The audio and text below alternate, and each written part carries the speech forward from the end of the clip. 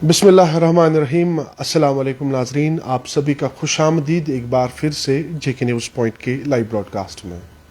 मैं अभी मौजूद हूँ श्रीनगर के हज हाउस में, और इस बार हज 2025 जितने भी आज़मीन हज के लिए जाएंगे उनके लिए बेहद ही ज़रूरी ये लाइव सेशन है, क्योंकि इस लाइव सेशन में मेरे साथ मौजूद है हज कमेटी ऑफ जम्मू कश्मीर के CEO डॉक्टर सुजात साहब। इनसे तफसीलन जानने की कोशिश करेंगे इस बार कितने जो हज के लिए हज बैतुल्लाह के लिए जाएंगे और कितने फॉर्म्स आए हैं, क्या डूज एंड डोंट्स इस बार होंगे, क्योंकि 2024 में लगभग 7,000 के करीब हुज्जाजों ने हज बैतुल्लाह मुकम्मल किया है और कुछ हुज्जाजों की वहाँ पे मौत भी हुई है। लेकिन 2025 में कितना फ़ी होगा, कितने हुज्जाज इस बार हज बैतुल्लाह करेंगे, कब इनको जाना होगा, क्योंकि कुर्रा भी जम्मू कश्मीर में हुआ है और लगभग एप्लीकेंट्स भी मुकम्मल हो चुके, लास्ट डेट भी हो चुका है। डॉक्टर साहब से पूरी जानकारी लेंगे। डॉक्टर साहब बहुत शुक्रिया वक्त देने के लिए।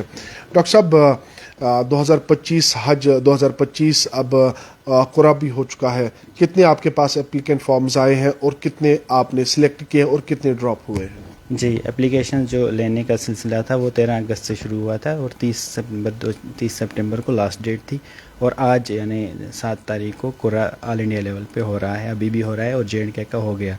तो हमारी टोटल एप्लीकेशन 4,307 थी, जो सब हुज्जाज जो हैं जम्मू कश्मीर से वो सब सिलेक्ट हो गए। तो जो हमारा कोटा बनता है, जो ऑल इंडिया लेवल पे जो कोटा हिंदुस्तान को मिला है 1,75,000 के करीब कोटा मिला है, उसमें से 30% जो है वो प्राइवेट टूर ऑपरेटर्स को मिला है, और जो हज कमेटी को मिला है 1,22,000। तो 1,22,000 में हमारा कोटा बन रहा था तकरीबन 8,000 के करीब, लेकिन हमारे पास एप्लीकेशंस 4,307 आई हैं, वो सब सिलेक्ट हो गई। डॉक्टर साहब एक कॉमन सवाल है, पिछली बार भी सारे जितने लोगों ने फॉर्म भरा था वो सारे सिलेक्ट हुए और कुछ लोग जिनको पासपोर्ट इशू था वो रिजेक्ट हुए। वजूहात क्या है, लोग क्यों कम फॉर्म भर रहे हैं हज कमेटी ऑफ जम्मू कश्मीर की तरफ से जाने के लिए? जी, इसमें 2-4 वजह हैं जो हमें स्टडी की हैं। एक तो उम्रा पे जो काफ़ी आज इन पिछले 2-4 साल में काफ़ी लोग उम्रा पे जा रहे हैं, तकरीबन 20,000 के करीब जो हुज्जाज हैं वो उम्रा पे यहाँ से जम्मू कश्मीर से जा रहे हैं। दूसरी वजह है कि गर्मी है, पिछले तकरीबन 3 साल से ज़्यादा गर्मी है और एक्सपेक्ट कर रहे हैं अगले 2-3 साल जो होंगे काफ़ी गर्म होंगे, तो गर्मी का हज है, ये भी एक वजह हो सकती है। और जो हज की रेट्स हैं जो 2018 के बाद जो बढ़ गई, 2019 के बाद काफ़ी जो रेट्स इंक्रीज़ होगी, वो भी एक वजह है। डॉक्टर साहब 2025-2024 तो बीत गया है, क्या मुश्किलात तो वहाँ पे हुज्जाजों को हुई है, उस पर हम बात नहीं करेंगे क्योंकि वो सबको आया है। वो 2025 में क्या डूज एंड डोंट्स रहेंगे और क्या कुछ रिलैक्सेशन होगी?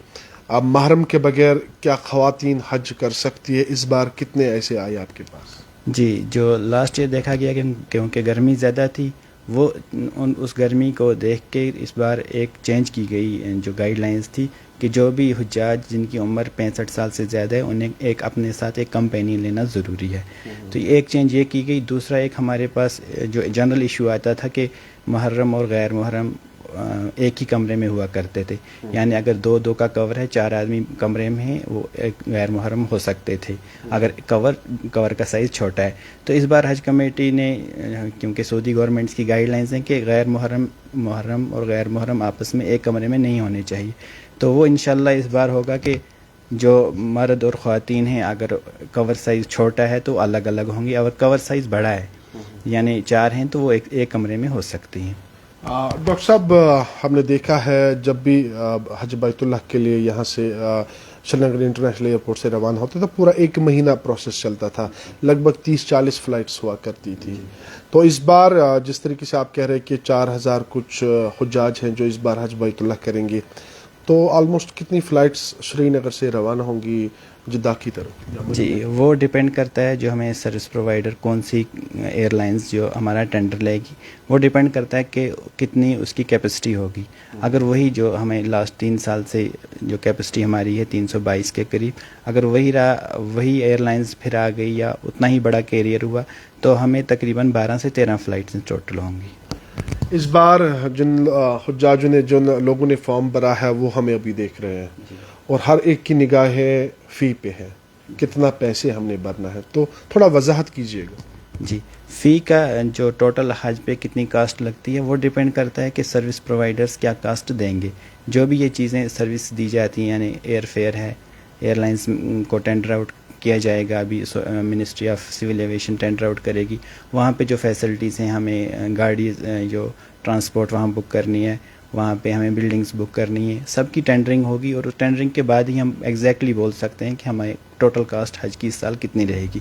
تو جو حجاج کو پیسہ جمع کروانا ہے وہ 3 انسٹالمنٹس میں کروانا ہے۔ پہلی انسٹالمنٹ انہیں 1,30,300 ڈپازٹ کرنی ہوگی اور دوسری 1,40,000 کے قریب، اور جو ریمیننگ اماؤنٹ ہوگا وہ 3rd انسٹالمنٹ۔ ڈاکٹر صاحب، لاسٹ ایئر کیا فی بھرنا پڑا ایک حجاج کو؟ جی، جو سری نگر امبارکیشن سے 4,20,000 کے قریب، اور دہلی سے اور ممبئی سے کافی ڈفرینس رہتی ہے، کیونکہ دہلی اور ممبئی سے سری نگر امبارکیشن سے کم تھی فی، تقریباً 50-60 کے قریب۔ تو یہ آپ کہتے ہیں کہ شری نگر امبارکیشن سے جو جاتے ہیں ان کو 50-60 ہزار روپے اس میں فرق آتا ہے، تو یہ فرق کیوں ہے؟ اگر دہلی سے کوئی جائے گا یا ممبئی سے، ان کو 50,000 کی گیپ کیوں ہے؟ جی، جو بھی یہ امبارکیشنز ہیں، جیسے 20 امبارکیشن ہیں یہاں انڈیا میں، تو سب کی الگ الگ ٹینڈرنگ ہوتی ہے، اور ٹینڈرنگ میں پارٹیسپیشن پہ ڈپینڈ کرتا ہے کہ کتنی ایئر لائنس کہاں پہ پارٹیسپیٹ کرتی ہیں۔ یہاں پہ جو ایئر لائنس پارٹیسپیٹ کرتی ہیں بہت کم کرتی ہیں، جس کی وجہ سے جو L1 ہے، جو سب سے کم ریٹس دیتا ہے، اس کی کاسٹ بھی زیادہ ہوتی ہے اگر ہم اس کو کمپیئر کریں باقی امبارکیشنز کے ساتھ۔ اچھا، جن حجاجوں کو اب حج بیت اللہ کے لیے جانا، یہ جو 4,000 ہے، امید ہے کہ اب سارے جائیں گے، اس میں کوئی ریجیکشن نہیں ہوگی، تو اگر ریجیکشن ہوگی تو کس بیس پہ ہوگی؟ اب ریجیکشن کی ایک ہی صورت، اگر کسی کے ڈاکومنٹس اور اس کے جو ڈیٹا ہے اس میں اگر کوئی ڈفرینس ہو۔ پریلیمنری ہم نے چیک کیے ہیں کہ جو ڈاکومنٹس ہیں وہی اس پہ ہونا چاہیے۔ فار ایگزامپل ہم پاسپورٹ کی ایکسپائری دیکھتے ہیں کہ اس کی ایکسپائری 15 جنوری 2026 کے تک ہونی چاہیے ایٹ لیسٹ۔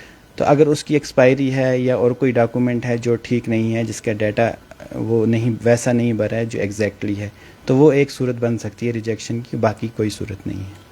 تو انسٹالمنٹ کے بعد کیا کچھ ان حجاج کو کرنا ہوگا جن کو حج بیت اللہ کے لیے جانا ہے؟ جی، اس کے بعد ہمیں یہاں سے تربیت کے لیے اب ہم نوٹیفیکیشن جاری ہوگی تقریباً 1-2 ہفتے میں، جو ٹرینرز ہیں ان کی سلیکشن ہوگی، تو اس کے بعد انشاءاللہ تربیت کا سلسلہ شروع ہوگا۔